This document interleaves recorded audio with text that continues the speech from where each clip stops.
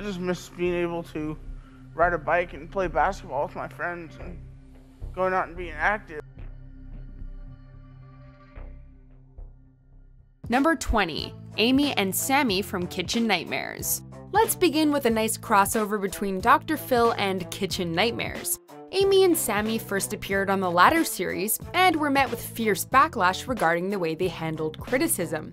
It was also the first time that Gordon walked away from a restaurant, realizing that there was nothing he could do to change the attitude of its owners. Amy and Sammy later appeared on Dr. Phil to defend themselves, but it mostly boiled down to Sammy yelling at people and the couple basically saying they weren't the only restaurant owners who act in a belligerent fashion. Everyone behaves the way my husband does. That's where he comes from. And you go to each restaurant and they're all screaming and yelling and no one comes into a restaurant to try to bully you or harass you or anything. But when the world's watching, you might want to keep a lid on it. We think they were trying to clear their names, but they only made the situation worse. All those people you see, they were actors for Kitchen Nightmare. Number 19. Pastor Tom and his 19-year-old pregnant girlfriend.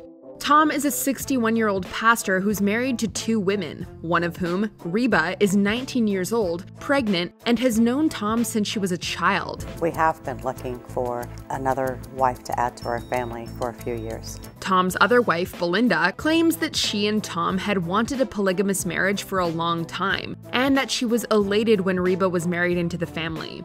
She also states that she doesn't intrude on their relationship and that Tom alternates his nights with Reba and Belinda. We happen to have a great age difference, and both of them are going to outlive me. I get it. While the situation seems to be working for this throuple, Phil doesn't hold back, saying that their sexual relationship creeps a lot of people out. We'll let you decide for yourselves. Number 18. The Digital Kidnapper. April and Nathan are parents of 4-year-old twins confronting a woman named Ashley, who stole photos of their daughters off Facebook and passed them off as her own children online. And I can't even get joy out of my little girls because I'm freaked out every person that looks at them or talks to them is someone that's related to you.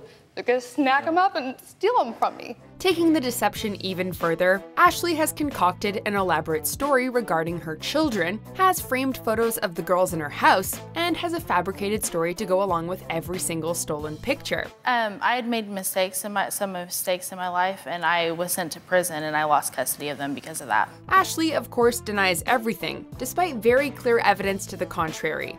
For 4 years, you followed our family. For 4 years, everywhere we've gone. I mean, how violated can you even imagine that we feel? Number 17. I'm one of the best anorexics out there. Dr. Phil has sometimes been questioned for its ethics. Is it okay to show interviews of troubled individuals to an impressionable viewer? Show how disciplined I can be and how I'm one of the best anorexics out there. In this episode, an anorexic woman named Jordan speaks to Dr. Phil about wanting to lose more weight. Jordan admits that she loves the attention she receives from her clearly distraught parents and the shocked expressions her appearance elicits when she passes people on the street. She says she does it because it pisses you off. Ultimately, it's sad to see someone enduring such obvious mental health issues, but hopefully her struggle with an eating disorder can educate others and inspire sufferers to seek help for themselves. Number 16. The woman who is 1000% certain of a 3-year pregnancy. Most pregnancies last 40 weeks. Zona's alleged pregnancy has been going on for over 170, or so she says. My belly has continued to grow for the 3.5 years, but it does grow at super low rates. 40-year-old Zona appeared on Dr. Phil claiming to have been pregnant for 3 years and 7 months, despite having her tubes tied at 20.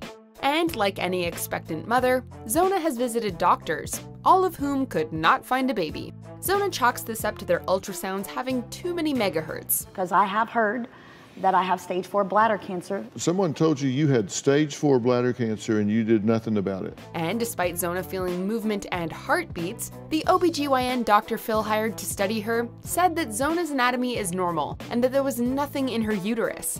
We don't know what's going on here, but it's certainly not a baby.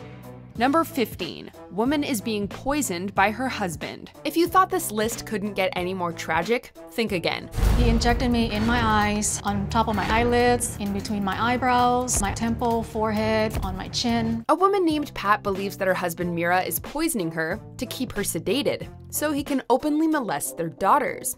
As proof, she shows needle marks, which are nothing more than regular skin bumps. My wife has been diagnosed with paranoid schizophrenia. She's so paranoid that she sleeps on the floor of her daughter's bedrooms, barricades the doors, and wears a softball helmet to protect herself. Mira claims that she's been diagnosed with paranoid schizophrenia and has been committed in the past. My dad was like putting me to sleep and he kissed me goodnight. And then my mom said like for him to get away from me. It's a horrible story of a family being torn apart by mental illness, and it makes for devastating television. Number 14, the 756-pound man. Because Robert hadn't weighed himself in 5 years, Phil brought in an industrial scale and discovered that he weighed an unbelievable 756 pounds. I just miss being able to ride a bike and play basketball with my friends and going out and being active. Robert's daily life was as difficult as you would expect. He desperately wanted to be active and was tired of feeling lonely and trapped. Robert was sent to Wellspring Academy and lost 260 pounds, although he had unfortunately gained it back by 2015. You can follow Robert's renewed progress and life through his YouTube channel, Raging Robert, which is still active as of May 2020. I am glad to see less of you. Me too. Yeah. Number 13, racist against her own race. This segment bears a scary resemblance to the BAN episode of Atlanta, and it's so bizarre and surreal that it could easily be taken for satire. I know a lot of people take issue with my beliefs. I'm white. The guest is Treasure, and she believes that she's white. She spouts tons of disgusting racist language toward black people and has the KKK's number on speed dial. And plus they're so thug and criminal that I can't relate. Okay. Her ignorant attitude and racist views do not improve when we follow her onto the street either. I feel like people have the right to refuse service, and I feel like they would probably steal something, so of course they should get asked to leave. Shocking and strange, this interview is difficult to sit through. I mean, that's just so riddled with ignorance, I don't even know how to respond. Okay. And, Number 12, Haley. Looks just like him, and I'm sitting on his lap and everything. No. This young woman appeared on the show claiming first that she was Eminem's daughter, despite family members stating they all knew her real father. I know it's Jesus. I know you're crazy. There's no denying that. She later claimed that she was 9 months pregnant and would be giving birth to baby Jesus, despite taking multiple pregnancy tests that all came back negative. I don't care what the home pregnancy test or the doctor say. When I give birth to my baby, no one is going to deny him. The tension between this guest and her family was palpable, as the sister and mother both constantly deny Haley's claims and dismiss her stories as cries for attention. Number 11, the teen who killed her own mom. It's not often that Dr. Phil interviews somebody this troubled. For this special episode, Phil interviewed Rachel Hudson, a teenager who murdered her sick mother. Like I knew things weren't going to get better once my mom passed. Rachel explains that her mother was not well, having suffered multiple heart attacks and kidney failure, and that she wanted to commit a murder-suicide to relieve her family of their supposed burden. After killing her mother, she sent a photo of her body to her disbelieving father, who repeatedly asked to speak to his wife. you did not have the right to decide for your mother when she ended her life, however labored and difficult her life course was. I know that. It's a heavier story than Dr. Phil's typical brand, and it leaves a dreadful, lasting impression. Number 10, Danielle Bregoli. This is exactly how you act with the therapist. You don't talk. Nope. You have to be pretty darned memorable on this program to become a meme. Danielle Bregoli, now known as the rapper Bad Baby, both stunned and entertained the world when she appeared on Dr. Phil, and her signature catchphrase, "Cash me outside, how about that?" instantly became a cultural sensation. Catch me outside, how about that? Huh? Catch me outside, how about that? But while that was funny and all, the then 13-year-old Bregoli was still a very scary and shocking guest. She openly admitted to stealing credit cards and vehicles, laughed while describing instances of physical violence towards her mother, and threatened to fight both her mother and the audience. I steal cars, I steal her credit card. I ain't gonna lie, there's no reason to lie, everybody know already, like. In June 2020, at the age of 17, Danielle successfully completed a 30-day rehab program, proving that the road to recovery is a long one. Number 9, Tyler Perry's wife. I met Tyler Perry through his official Facebook account. A woman by the name of Carla appeared on Dr. Phil claiming to be Tyler Perry's wife. Only, you know, she isn't. According to her, Perry messaged her on Facebook and they instantly became friends. Now, he proposed to you on... Via video, he proposed to me. On video? Through an app. So you saw him? No, I didn't see him. Once Tyler proposed over the internet, he asked for money for his various charities, and Carla sent him $100,000, leaving her flat broke. Her daughters rightfully assumed that it was all a scam, but Carla wasn't having any of it. Do I believe I'm being scammed? No, I don't believe I'm being scammed. She also believed herself to be the mother of Perry's real son, somehow. It's a sad and upsetting story combining the worst aspects of celebrity worship and gullibility.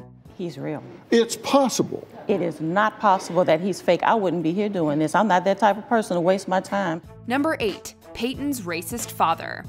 My dad has called my son a critter, a monster, a creature. A lot of things can tear a family apart, including racism. Guest Peyton's dad is a member of the KKK who served 9 years in prison for manufacturing bombs to blow up an abortion clinic. He also refuses to acknowledge his grandson, Peyton's child, because he's half black. One drop of non-white blood, it ceases to be human, and since it's not human, it is not my grandchild. According to Peyton, her father has called her child critter, monster, and ape. In his words, his grandson is not human because he's not 100% white, and because he isn't human, he couldn't possibly be his grandson. It's a sickening, heartbreaking story, and one of Dr. Phil's most challenging to watch. I love my daughter with all my heart, but the thing is, I cannot go against my moral and religious beliefs and accept her child. Number 7, Mackenzie and her family.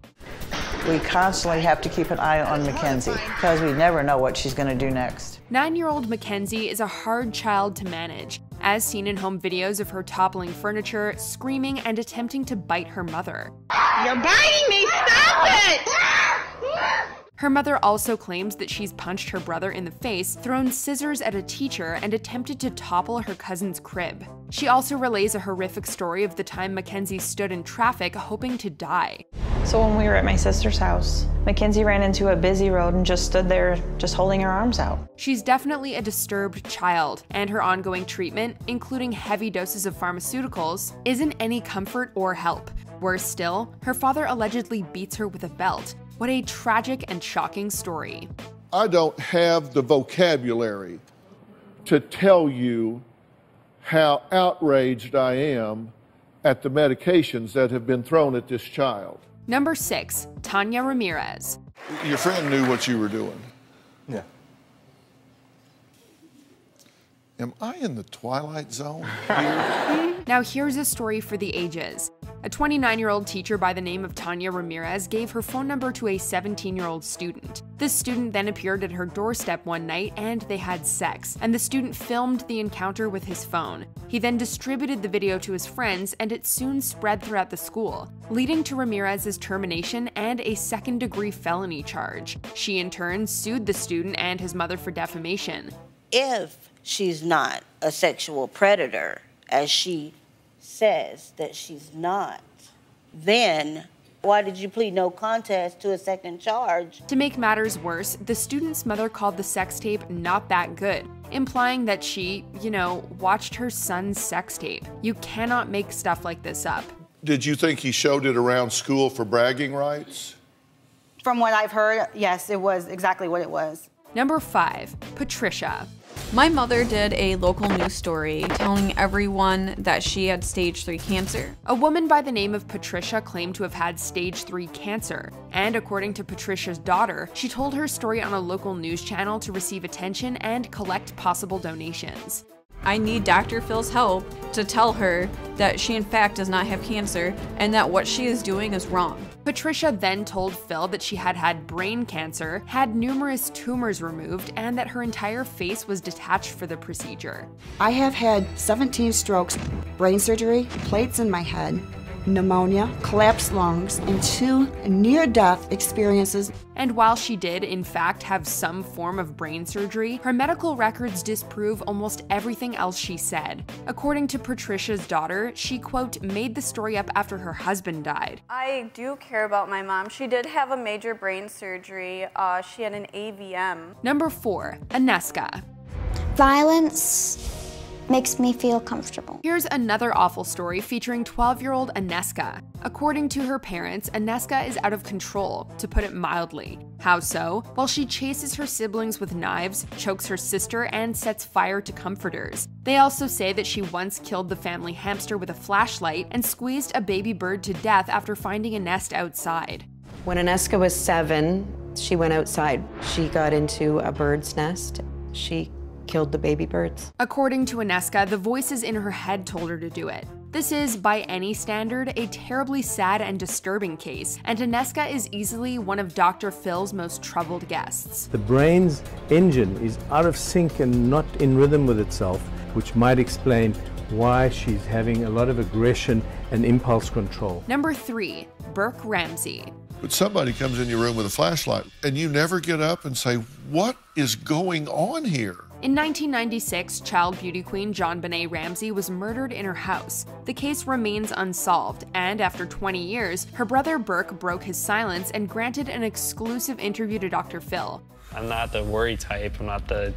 I guess part of me doesn't want to know what's going on. Some people took issue with it. Many viewers noted Burke's awkward and fidgety demeanor and found him unsettlingly unreliable. This forced Dr. Phil to defend Burke on his show, claiming that Burke was just nervous. Burke is a shocking guest not only because of his emergence after 20 years with a horrific account of the night his sister was killed, but because his appearance caused so much controversy and discussion in the media. For a long time, the media basically made our lives crazy. Number 2, Nikki. Do you really want help, or do you just want to have a baby and then go back out on the streets? In this episode, we watch as a heroin addict is chastised by her family. However, Nikki is no ordinary junkie. She's an 8-month pregnant opiate addict.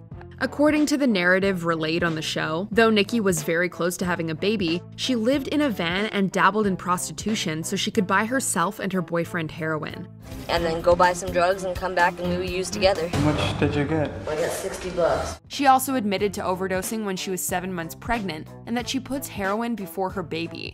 I've been doing this for 40 years, and you, girl, are circling the drain. However, Nikki returned to the show 13 months sober, seeming to be firmly on the road to recovery. You have a job? I do. I work at a treatment center. I manage a halfway house part-time for women. Before we unveil our number 1 pick, here are some honorable mentions. PTA mom. She just started saying anything that she could, that I hurt her son, that I drug him out back, I bloodied his knuckles, that I punished him, that I called him names, berated him. The woman with the vodka-filled water bottle. You filled this up with vodka, didn't you? Yes, sir. And it's still got some in it, a little bit. Can I have it? The girl with the 4-digit allowance. My mom's buying a Bentley for herself. Why can't I get a G-Wagon? Why do you need a G-Wagon? Dick Masterson. You can't blame women for what they do wrong in the same way that you can't blame a dog for what it does wrong. It's your fault for not training it properly. Oh, come on. Bailey. I will be your spectacle. I will be your laughing spectacle. You can all laugh at me. It's Well, fine. you know what? I think we're just going to shut this down because I'm not into all this melodrama and you playing the victim and everything, so. Number 1, Zachary Davis. Did you kill your mother? Yeah. It's not often that a convicted murderer gives an interview to Dr. Phil, but here you go. In 2012, teenager Zachary Davis killed his own mother with a sledgehammer. Dr. Phil interviewed him 2 months before his trial, one which eventually led to a life sentence for Davis. And this was easily the creepiest and most shocking interview in Dr. Phil history. Where was she when you did this? She was in her room. What was she doing? She was asleep. Davis detailed why and how he murdered his mother, and throughout the interview, he simply stares at the doctor with emotionless eyes and speaks in an unnerving, Jigsaw-esque monotone voice. The interview is full of tension and horrific content, and we can barely stand to watch it. Are you sorry that your mother's dead?